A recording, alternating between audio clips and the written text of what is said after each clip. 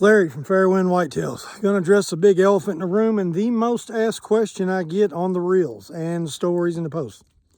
Why do you farm deer? Why does anybody farm deer? Before I answer that, this is going to be a long video. I'd really like everyone that sees this video, let's get 1,000 shares out of it so maybe we can get the word out there. I do not speak for the rest of the industry. I do not speak for a single other farmer besides myself and my residents. And that being said, Larry, why do you raise deer? Main reason, I love deer. More than you. More than the vast majority of you, because I see them at birth, I see them at sickness, I see them healing, and I see them at death. Just a fact. It's an emotional roller coaster some years, some months, some days, and even sometimes hour to hour. That being said, the deer farming industry, there's 100 facets to it. If you think it's about deer to be eaten, even though we're USDA approved, the deer we are raising, you can't afford to eat them. Not by the pound. No offense, some of you probably can, but you're not going to pay that much. Most of the deer that you see on Gordon Ramsay or in the big restaurants that do serve venison, that comes from New Zealand. They're whitetail deer, and they're farm raised like cattle. Not like mine. Not like ours, not like most deer farmers I've ever visited, talked to, met, or had the blessings to even discuss husbandry of whitetail deer. They're raised like cattle and pigs. Yep. That being said, I have never met a vegan that does not have some type of animal tissue in their house or on their person. Even the plastic on the aglets at the end of your shoelaces are made from fossil fuels, which came from an animal, a sentient being. Even if it was millions of years ago, it was a life. I've seen vegans buy wasp spray, and I've seen them spray ant hills. Ants don't matter. On our planet, they're a live being just like anything else to me. Maybe not you. I don't know. But I don't even want to talk about that. Deer farming. The main thing going in deer farming right now is deer health and disease resistant. We're this close, people.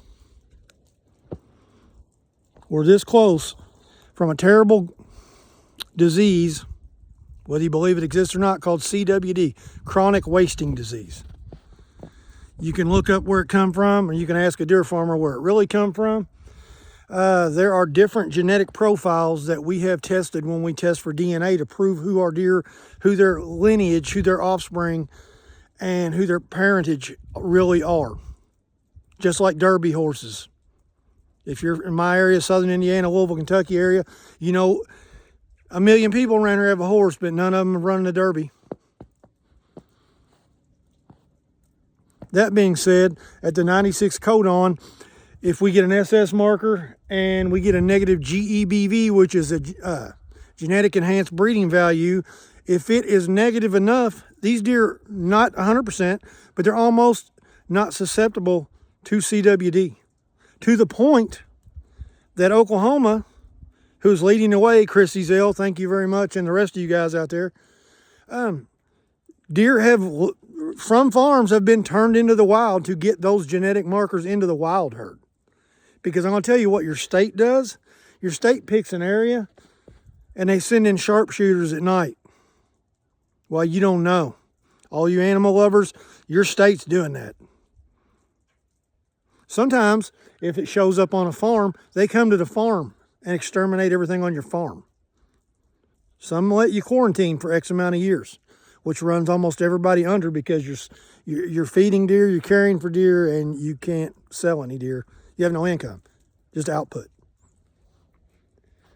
That being said, the real killer is EHD, epizootic hemorrhagic disease. Some people call it blue tongue. There's about 6 different versions of that virus, and it kills more deer around you and on farms each year than CWD probably has ever killed since it come out. I'm talking just 1 year. Some states have been devastated. Ohio got devastated. We lost Supreme's Legacy 2 years ago. 4 other deer in the pen, 9 in the wild. Perfectly healthy 1 minute, on their side and dying the next. That's when I go back to, why do you raise deer? I love deer. That was terrible. We tried everything we could to keep him alive, but we could not. We could not. Now, why do you keep deer? Do some deer go to be hunted? Of course they do. Of course they do. None of ours have yet. I'm not huge enough to ship out 20 or 30 stocking type of animals. Plus, we are buying into genetics that are good enough that I want to keep them here and expand our herd with the best that we can afford to put on our farm. With the best genetic markers and the best genetics in their bloodlines of some of the best deer that are out there today, or that have been out, that have passed on, and they're just legacies. They are. They're genetics. Till you see some of these deer in person, you can go to your buddies. If he's got a big buck on the wall, I'm growing bigger than that at 1. There's a guy down the road in Tell City, very good deer farmer.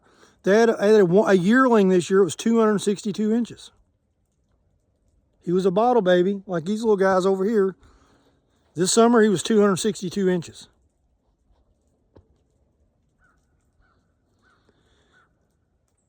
Some deer just go to be sold to other farms to enhance their breeding genetics.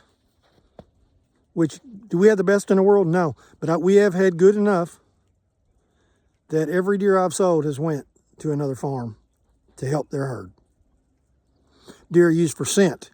Go to Walmart, go to the hunting section. There's 50,000 kinds of products at Bass Pro for deer scent. Where do you think it comes from? Some type of deer farm that's not raised for the genetic values and the genetic improvement and disease resistant. Some of them are very well taken care of. There are some places that collect deer urine that they're not. I've seen them. They're treated like livestock. I just want everybody that sees this video to know that we care for our deer as much as you care for any pet or any animal you have ever come into contact with in your life.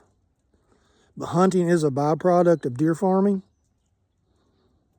just like hamburgers are a byproduct of cattle farming, and pork chops are a byproduct of hog farming. I'm not sorry. I'm not going to be. And I can't explain myself to every comment. I probably get 100 a day asking why we raise deer or what do we do with them. I'm not a rescue. I don't rescue wild fawns. I get 30 to 50 calls a year if somebody wanting me to take them in. Matter of fact, I steered some fawns towards a place in Kentucky. If you go back to last spring, you can Google it. And those people didn't have the right permit. I think it was $17 or $27. The state of Kentucky come in and exterminated 22 fawns. And when I mean exterminated, I mean pew pew down. No chance to take them anywhere else, no chance to quarantine them, no chance, because you can't test for CWD on live deer yet. Make that make sense. You can take a human heart out of me and put it in somebody else and let them live. But we can't come up with a test that lets me draw blood or saliva or tissue from anywhere but the brain that lets me know that that deer's infected with CWD. I don't know. Sorry if I rambled. Sorry if I didn't address everything. I know this is a long video. I'm not expecting anybody to see the very end. But if you did, I appreciate it. Hopefully you share this. This goes on and answers a few questions. If not, DM me and I will answer specific questions with specific shorter videos. Larry from Fairwind Whitetails. You guys have a great day.